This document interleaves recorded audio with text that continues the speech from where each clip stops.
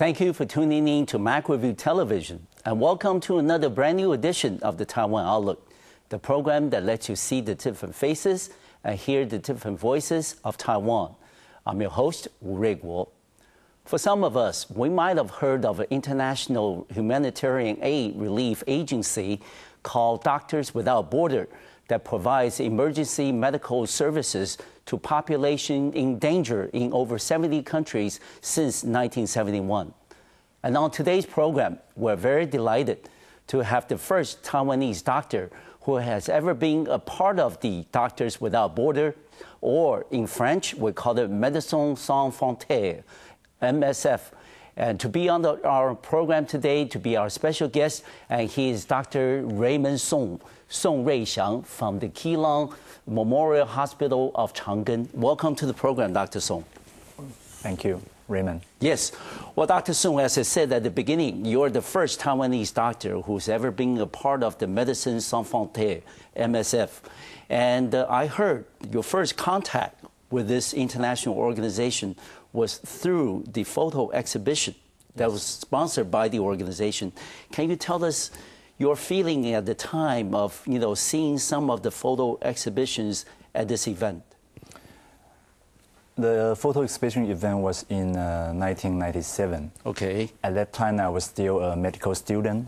I was in the fourth year of medical student. Okay. In Taiwan, when you are in the fourth year medical student, it's a gap between you are in the school and you are preparing going to the hospital, become a doctor. So at that time, I was a little bit worried about, I always wonder and thinking in the future what kind of doctor I will be. Okay. So, so I got a chance to see that photo exhibition. Okay. It was in Chengping bookstore. Okay. And in front the photo exhibition, there was a big picture. I remember it was a child lying on the ground, really malnutrition, and his eye was look hopeless. Okay. I was really shocked because I grew up in Taiwan and I had my education in Taiwan. For me, hunger, war, this kind of jargon is for me. It's only a jargon because I never met, I never went. Never experienced. Yeah, I never experienced it. But through that boy's eye, it's like he brought me to that place. Okay. So I was a little bit shocked. I suddenly found there's some place I don't even realize that place exists. Okay. Yeah. So I suddenly realized there are some place in the world. Something is going, something is happening, even without my realize. Okay. So I made a decision one day I want to be that kind of doctor. Okay. To be on a medical assistance mission to a population that's in need. Yeah. But for those of us who understand the medical educational system in Taiwan, people usually regard students in the medicine department as somebody who's got bright prospects, and then certainly you're likely to make a lot of money, have a beautiful home and a wonderful career and things. And I don't think many people, maybe at the time of that juncture of your study and going to be ready to be an intern, that really thought of the question of what kind of doctor that you wanted to be. Was that photo exhibition the primary reason that motivated you, that in the future, when you are ready and available, that you will want to devote some of your efforts and time into international humanitarian causes? I think that the photo exhibition is just like a starting point of my dream at that time. All right. Actually, honestly, at that time, I don't even know if I would be an MSF doctor or not. Okay. But in my 20s, all right. At that time, my classmates always tell me, Raymond is a crazy guy. I think I was a little bit crazy. My personality is like, if I have a dream, you will pursue it. I will pursue it. Good. I just make a commitment and say I want it. Okay. And just go for it. Okay. And I understand that you also come from a medical family. Yes. Your father is also a medical doctor. Yeah. When you brought up the dream that you want to be someday a part of this MSF family. What was his reaction, also the reaction from your mother? At the beginning, because at that time I was still a student, okay. I told them what I think. Okay. And they laughing. They say, "Okay, this could be a good idea." Okay. And we will see what will happen. Mm-hmm. They don't think I'm very serious about that until in 2003. Okay. After I quit my surgical resident job, okay. after 2 years training, okay. I quit. And they suddenly realize it's a serious.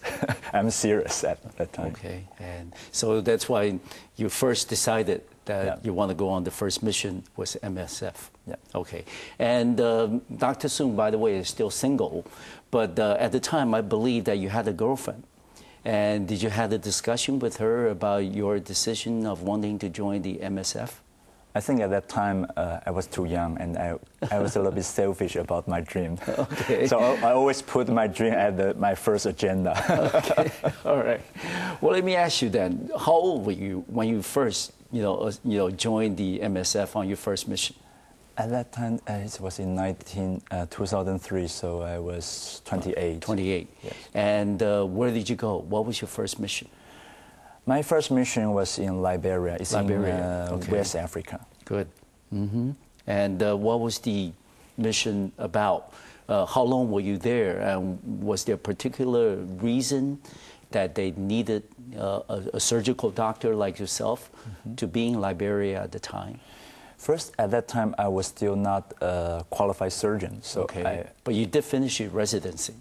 Not finished yet. Not yet. Okay. So it's more like a general practitioner okay. with some surgical skill. Okay. So it's not very mature surgeon. You're too modest.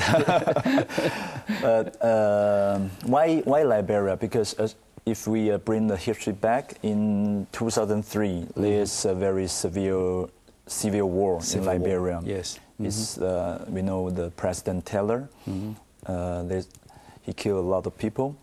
So in 2004, I got the first mission in Liberia. It's post-war. It's more like a post-war situation. Okay. So everything is being ruined between the war between the government and the rebels. Okay. So the situation is like you go into a ruin and rebuild the medical, rebuild the hospital, restart all the medical assistance at that time. Okay. By the way, I understand that you're saying that you only finished 2 years of residency and you're not yet, at the time, wasn't a full-fledged doctor yet. But before you went on this first MSF assignment in Liberia, did you have to receive some special training from MSF?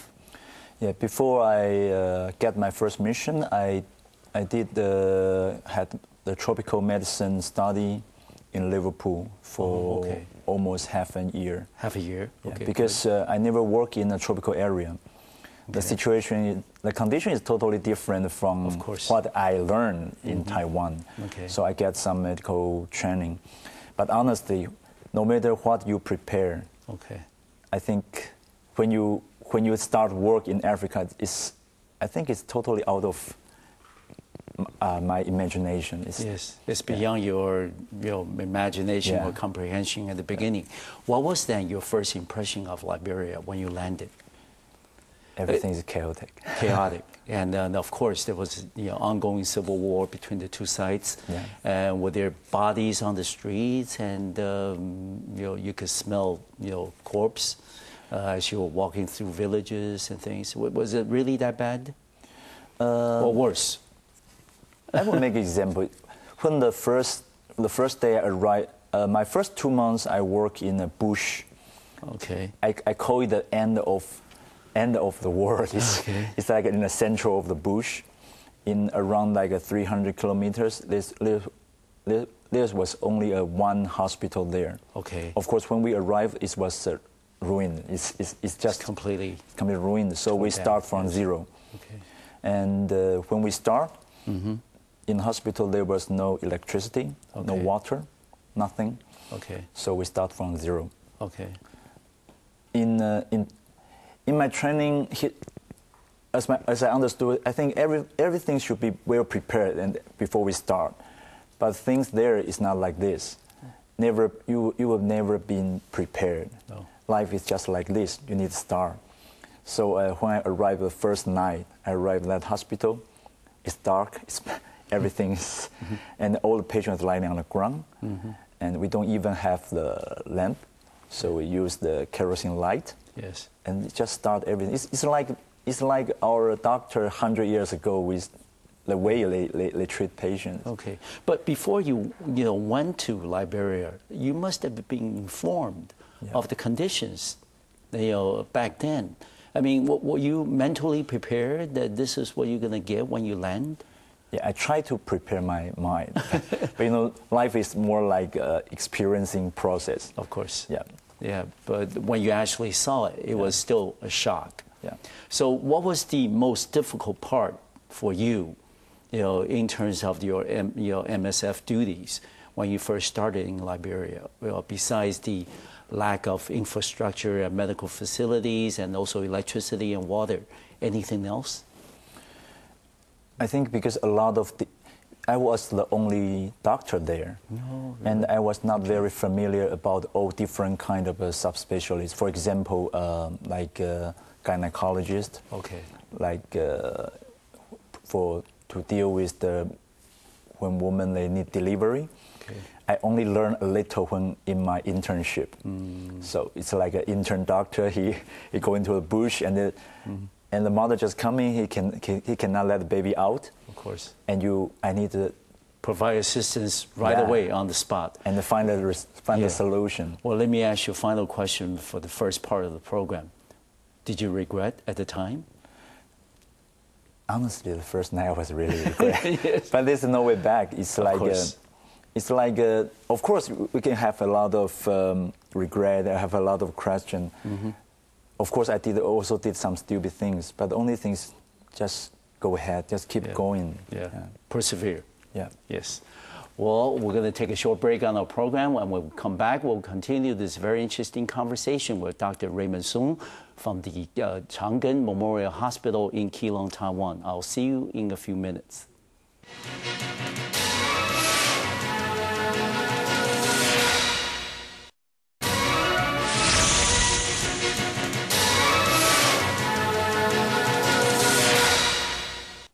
Welcome back to the second part of today's program here on the Taiwan Outlook. I'm your host, Rui Guo. We will continue with this very interesting and informative conversation with Dr. Ruey-Shyang Soong, who is from Keelung's Chang Memorial Hospital and as a member of the Department of Surgery there.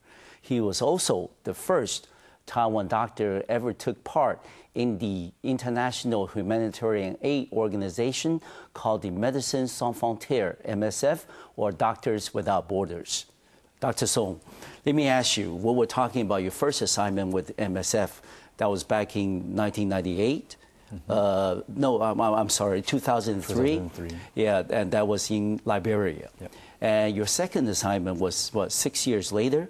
And that was going to the country of Yemen. Yeah. And then also at the time, ironically, there was also a civil war in Yemen at the time. And can you tell us, what was your first impression of Yemen when you arrived?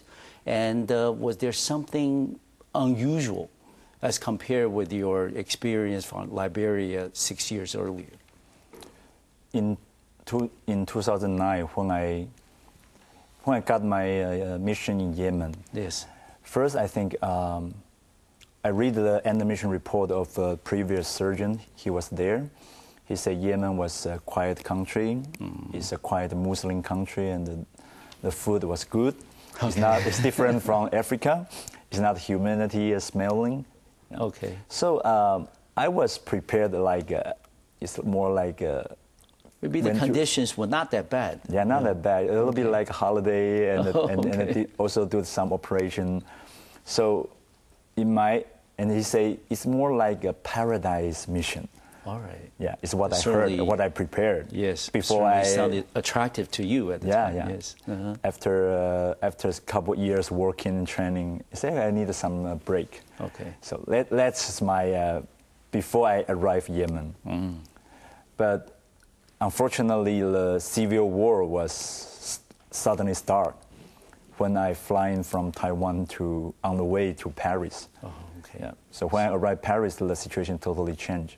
Okay. Yeah, the civil war start. Okay, but that was too late for you to turn back. Yeah. Yeah, I suppose you could if you wanted to, but knowing you, that you probably want to stay with your objective, and just went on with the mission anyway, right? No, I think Taiwanese surgeon is a little bit more arrogant. No, a little more committed. You're a little more committed to your causes.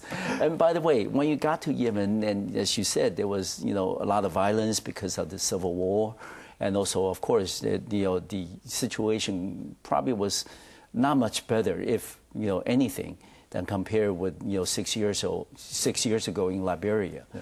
And but of course, you're much better qualified as a trained doctor at the time. And was there any other things that out of your expectations before you arrived in Yemen? If anything, out of my expectation is that would be war. Okay. I think that it was the real war. Oh, okay. Because I think most of the Taiwanese people, when you're talking about war, we would think about this more like a Hollywood movie. Of course. It's a little bit exciting, and you just heard the gunshot and bullet flying around. But the real war is not like this. No. Yeah, it's like hell. Yeah. And you were there for 45 days. Yeah, I was stuck there in 45 days. Okay. But I suppose during the 45 days that you were there, that you needed to treat patients, or do surgery on the constant around the clock basis. Yeah. Were there any kind of injuries that was most striking even to you as a member of the medical profession? I cannot forget one day. Okay. There was a strike from Jade. They put a bomb just it's like 1 kilometer from our hospital. They put a bomb in a children's playing ground.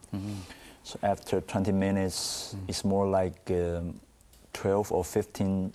Most of them are children. Okay. Sent to our triage, to our emergency room. Of course, I was training in a Chang Memorial Hospital. We saw a lot of trauma patients. So yes. that was my first time in my life. I was really shocked because there's so many injured children. Yes. And some of them, when they arrive, they will not survive. It's like maybe their belly was open, they lose one half of their head. But still like 8 or 6, they are really wounded and really severe. I think, and at that time, there's only one operation room, only one surgeon. Okay. But there's like 8 patients there. They all need to be operated at the same time. Okay. But I can only pick up one. Of course. I think this is really traumatized for a surgeon or for a doctor. You need to give up others. But so I was really stuck there for about 1 minute. At that time, my brain was like black out, and I don't know what to choose. Yes. Yeah. But finally, I picked up one young girl. I think she had the highest chance to survive. Okay. I pick up her and just grab into the operation table, and unfortunately, she didn't survive. Okay. So after 1.5 hours, I turned back to the ER. But at that time, all the ER was being cleaned. That means all of them will not survive. Yeah, did not survive. Yeah. So yeah.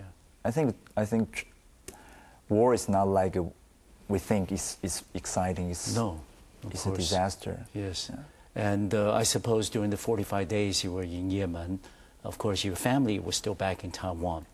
And how did you stay in touch with them? And they must have been, very worried about the well-being of you, being away from home in a war, in a country that's torn by civil war.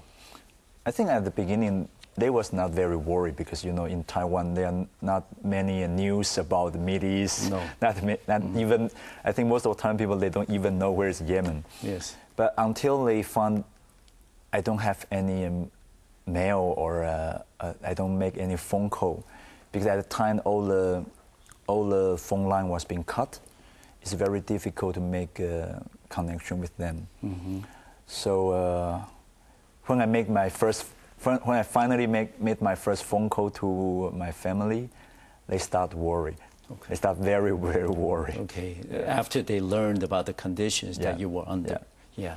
We also understand that, Raymond, that you came out with 2 books based on these 2 experiences that you had with MSF. One, of course, Liberia, the other one with Yemen.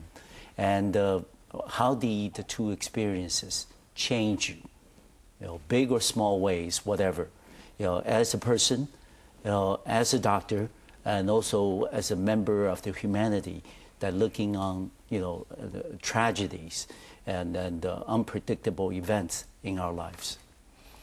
I think for me, when I wrote this book, at the beginning I just want to share my working experience. But when I keep writing, when I finish it, suddenly I realize it's like brought me back in 1997. I thought being an MSF doctor, maybe I can save a lot of lives. Maybe I can save this world. I can change this world. But finally I realized how small we are, how hopeless even a doctor, even in this kind of a catastrophic situation, what we can do, it's like you put a teaspoon of salt into the ocean. You did something, but the taste didn't change.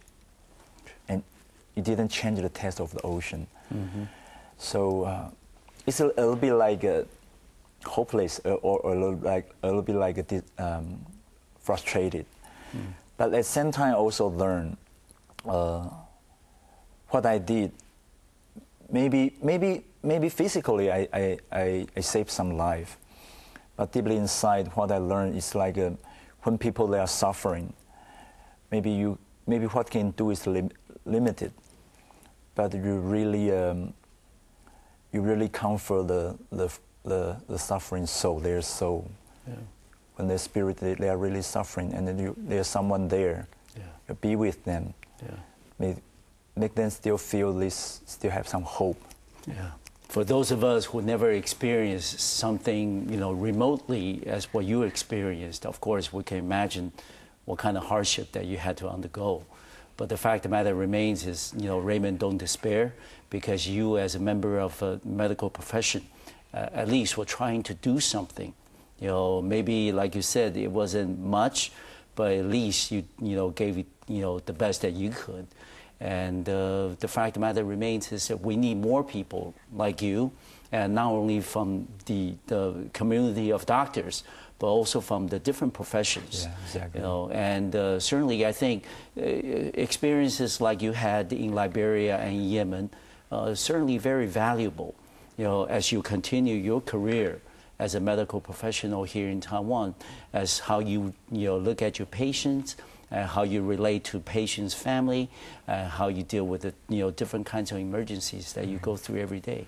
And certainly, I learned a lot just from talking with you. We're going to take another break on our program. When we come back, we'll continue this conversation with Dr. Ruey-Shyang Soong, who is a member of this Department of Surgery from the Chang Memorial Hospital in Keelung, Taiwan. I'll see you in a few minutes.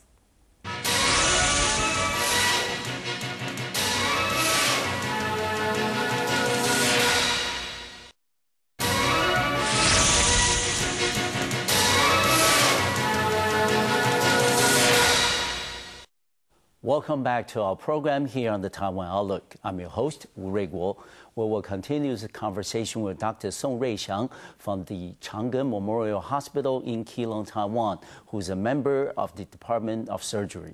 Dr. Soong, we understand that you have been involved with MSF since the year 2003, and you already been on the mission twice already. And the fact of the matter remains is MSF requires a person that participates in the emergency program to be at least a member of the medical profession for 2 years, and also you need to be committed and selfless. You're willing to volunteer your time and efforts, and in the process, of course, that you meet with other young and old doctors from different parts of the world, and working with different doctors with different background and use different languages and trainings. How was that experience like? I think it's just like a little bit like when you travel to a different country, you meet with the different people. Let me make an example. Please. It's like when we have a meal, we decide to make a meal, Okay. and you have African, you have a European, you have American, you have Asian. Just discuss what kind of dish we want. Maybe African, they say, I want couscous. Okay. Of course, European, the guys they say, oh, bread is better. Asian people say rice. Okay. So it's like, because of the cultural difference, just a very simple example for meal is a little bit very chaotic and complicated. And you don't need to say when you make a plan, when you want to make a more professional or medical part. But MSF is very interesting. It's, of course, everyone can have their opinion or arguing, but at the end of the day, it's very interesting. It's still, we can still make one conclusion. Even maybe I think I don't really like it, but I respect what the final decision. Okay. So if you want to be one member of MSF, first I think you should be more open-minded. Of course. Yeah, because something maybe you don't really like it. No. From your cultural background. Yeah, but I need, what I learned is I try to respect the difference. But I think that is a very good part of MSF, because like when we work in Africa, the culture is totally different from Taiwan. But what I learned from my colleagues, I also use it to when I treat the patient there, because they have a different cultural background. So it's not like I do what I like, what I think that's the right things. It's more like I need to stay back a little bit and think more. What I think this is good, maybe it was wrong for them. Okay. I make an example when I was in Yemen. I met one pregnant woman. Okay. And she already had 3 times of cesarean section. So in theory, she should not have another birth, because it would be put the mother in very dangerous situation. Maybe the next delivery, she will lose her life and the baby's life. So I think I did the good things. I did this, okay, you should not get birth anymore. So I just ligate it. And I thought it was I did a good thing. From medically, I did a good thing. But at the end, the story was a disaster. Really? Because based on their religion, Holy Quran, they say only Allah can decide who can come to this world, not you, not the doctor. So I suddenly realized what I gave, I think that is the right thing. But maybe in a different culture, this was not be accepted. Okay. So was that you talk about this particular example, which was very interesting. Was that a blow to you psychologically because you gave the right medical advice, but it was something unacceptable to them culturally? Yeah. Did you feel frustrated, or did you feel, hey, what am I doing here? I should go back home. I gave the right advice, but ended up being a tragedy for them. Did you ever second guess yourself? But in that kind of situation, of course, if I insist I'm right, of course I'm frustrated. But at that time, I say I apologize because because I'm a foreigner. Yes. And I'm not in their culture. Okay. So first, I really need to open my mind to accept their culture. Even from my ego, I don't think that's a really good thing, really right. Yeah. But working there is like this. It's not like what I do, what I think that's right. It's more like what I do and they can accept. Yes. I think that's a very important idea when we be a volunteer, Yeah. work in this kind of different cultural situation, Yes. respect their culture, respect what they think. Yeah, I think these are also very valuable experiences for you as we become, one big global family. Exactly. That you're bound to run into patients maybe in Taiwan in the future that comes from a different culture and religious background. Exactly. And, these experiences with MSF will certainly be helpful. And I suppose from these two assignments that you had overseas, you probably made some friends. With doctors from different countries. Do you still keep in touch with them? I still keep in touch with some of them. Yes. Especially one old Italian doctor. Okay. He's from Napoli. Oh, okay. He's a real Italian guy. Oh, okay. And he gave me a lot. Mm-hmm. Yeah, I met him in my first mission at the beginning. He really taught me how to did some operation. At that time I was not really mature. No. He's like a father. He can just holding my hand and teach me how to do this, how to do that. And his English was really poor. And every time when he cannot explain anymore, he always say blah blah blah. Okay. So I call him Doctor blah blah blah. Okay. He's an Italian doctor. He's very nice. I think these kinds of friendships will last a long, long time. Yes. Yeah. And also the fact is that when you were away from home, did you ever miss home, miss your family? When was the longest you ever been away from? The longest 2 time, months?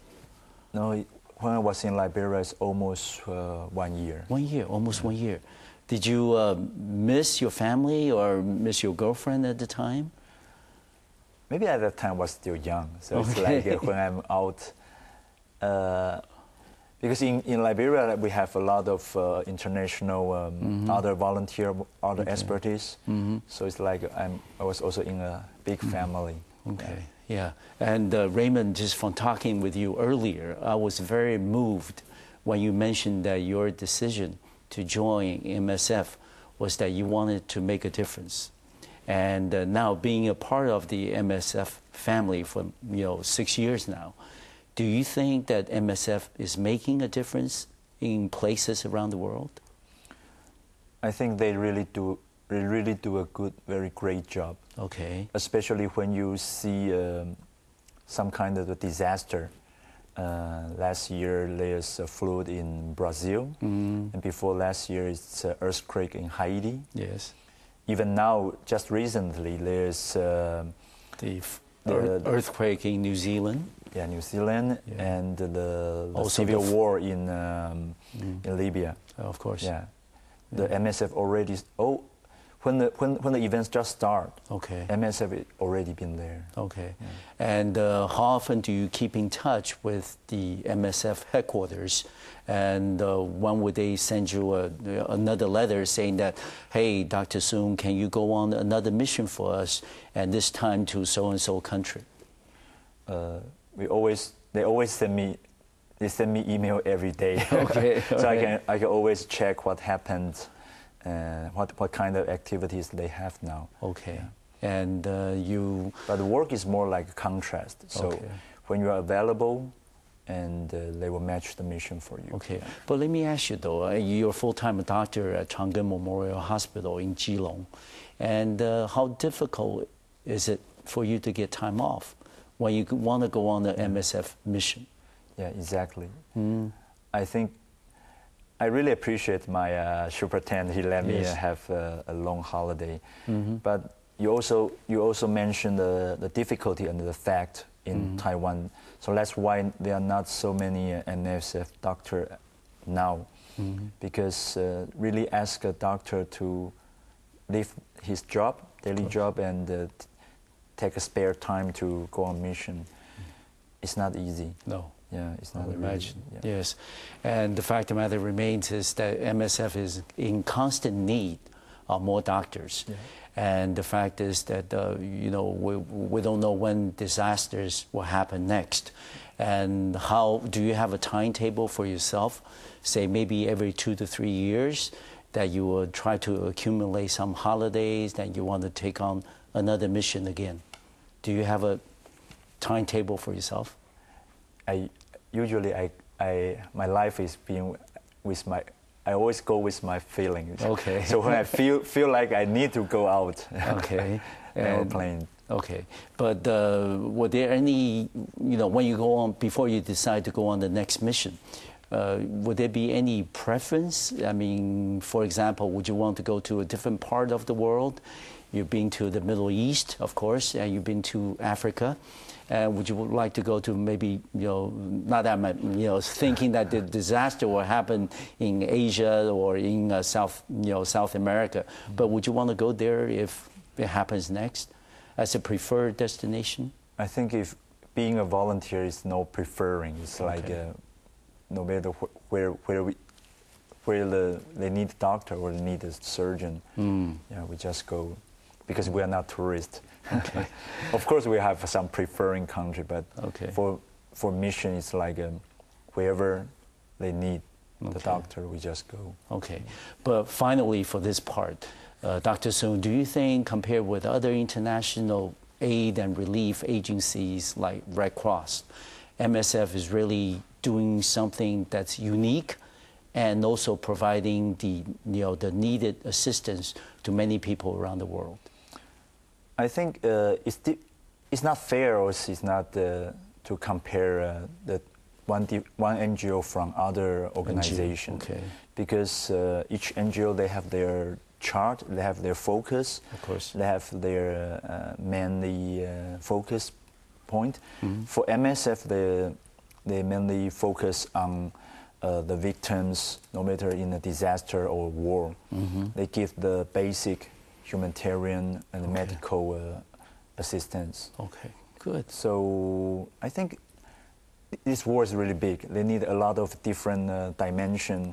They need a lot of different kind of support. Okay.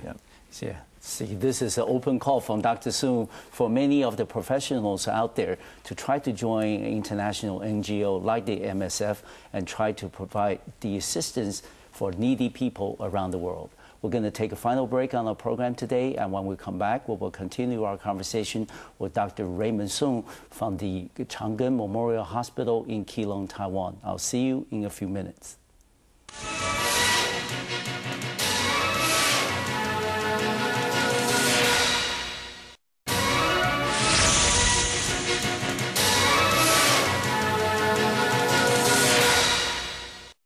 Welcome back to the final segment of today's program here on the Taiwan Outlook. I'm your host, Ruey-Shyang, where we'll continue our conversation with Dr. Raymond Soong from the Chang Memorial Hospital in Keelung, Taiwan, who is also a member of the Médecins Sans Frontières, MSF, which provides medical assistance to needy people around the world. Dr. Soong, we understand that we need a lot more professionals like you, not just in the medical field, but also in other areas as well, to help many of the populations in danger or in need around the world.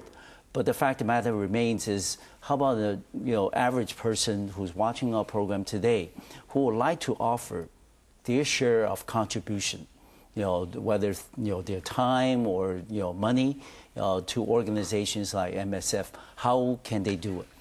I think for the first thing, yes. For average people, of course we are all average people. Yeah. From MSF, players have a very important part. In French, they call témoignage. Témoignage is very difficult to translate in English. It's more like a speak out the truth. So what can we do? It's like MSF try to speak out the fact in this world, and most of the countries, they have been neglected. So it's like we don't even know what happened. We don't even know this country exists in this world, but MSF speak out. So what we can do is we can go to MSF's website and to learn to get more news and information, and then we will know what's the fact, what really happened in this kind of war.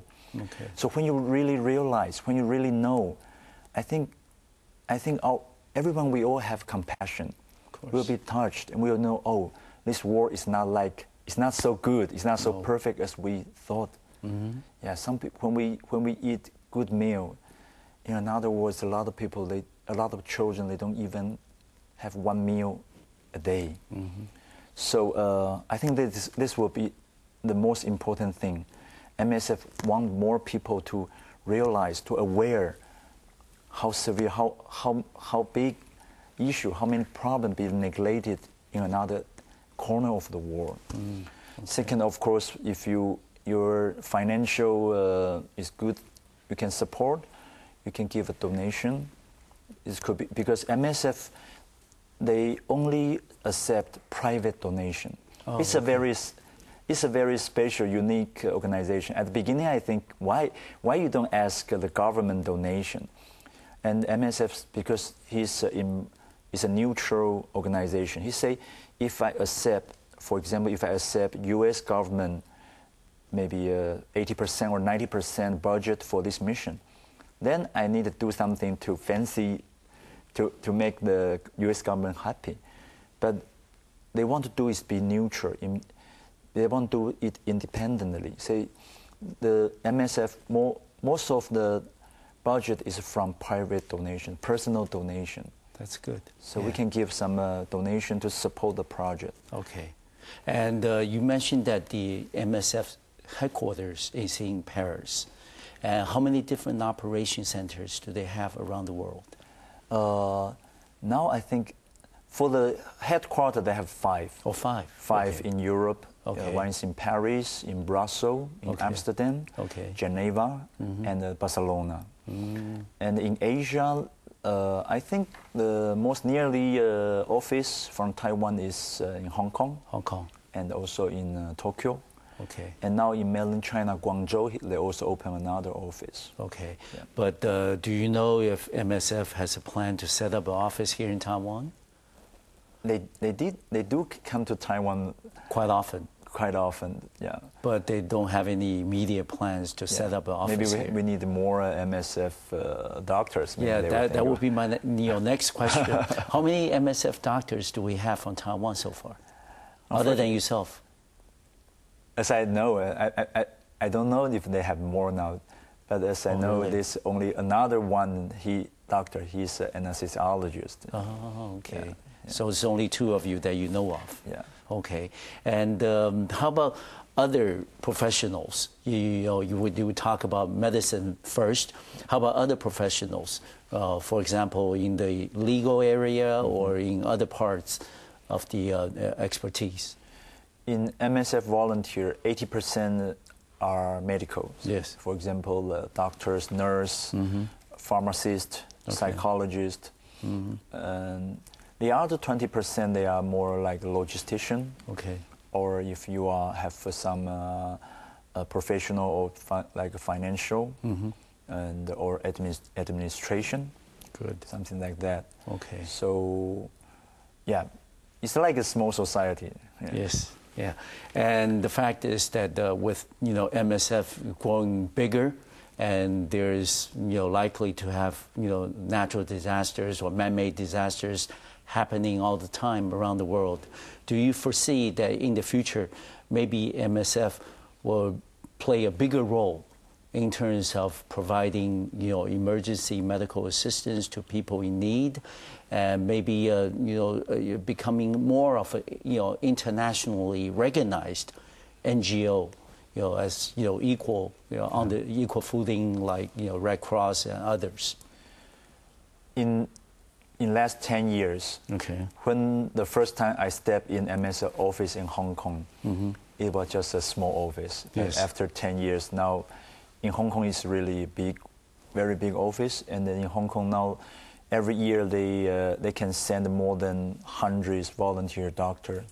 Okay. So it's really growing very rapidly, fast, yes, especially in Asia. Okay. And we have more now.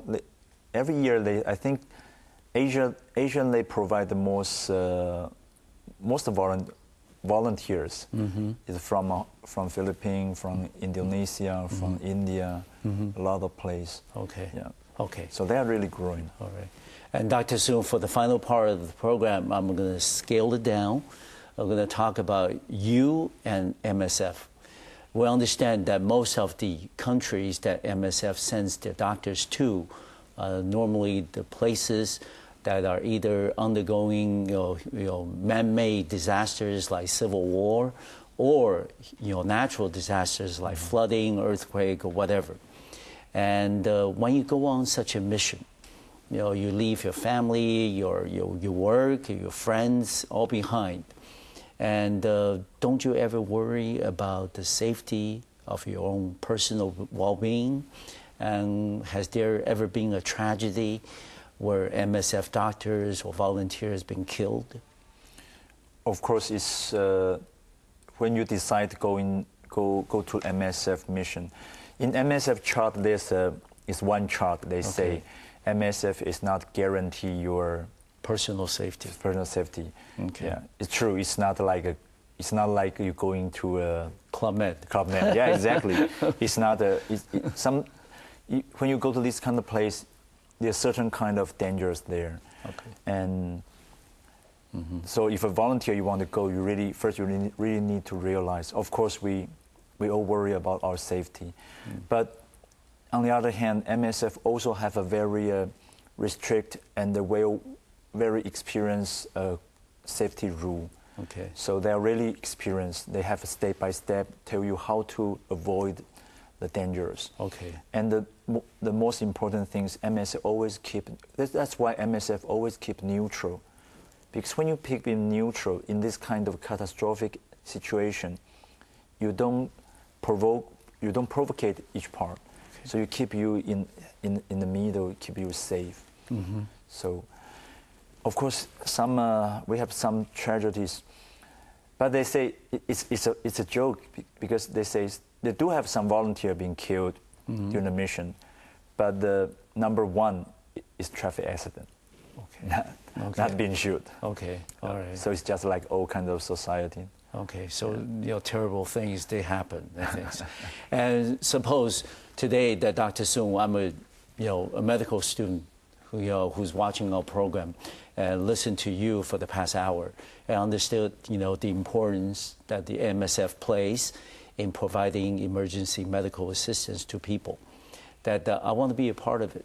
And then what would be the word of advice that you would give to a young medical professional or a student that want to be a part of the MSF family? How can we now start preparing ourselves ready for the missions ahead? I think first you need to finish your professional training. Okay. Because in fact, MSF still medical. It's really when you go on the mission, it's really go to work. It's not going to learn. No, it's not a holiday. Yeah. And the second, you can start to really pay more attention on what happened in this world. Yeah, you pay more attention what happened. Not only every day see the the mainstream news, but put more focus on some neglected nations, some neglected topics. Okay. Yeah, and of course you be more prepared, open-minded. Okay. And just have a dream. Okay. Yeah. I think it's also important, for people who want to be a part of the MSF family in the future, that you need to educate your friends and family and let them understand, this is something very meaningful and this is something that you want to make a commitment to, so that they will be supportive instead of, just worrying about your own safety. Yeah. Dr. Soong, it's truly a pleasure to have you here on the program, here on Taiwan Outlook today. I certainly want to wish you all the best. If you ever go on the mission again with MSF, wish you all the best and all the best luck. Okay, thank you very much. Thank you very much. I want to thank you for watching our program today. I'll see you next time on MicroView Television. Thank you.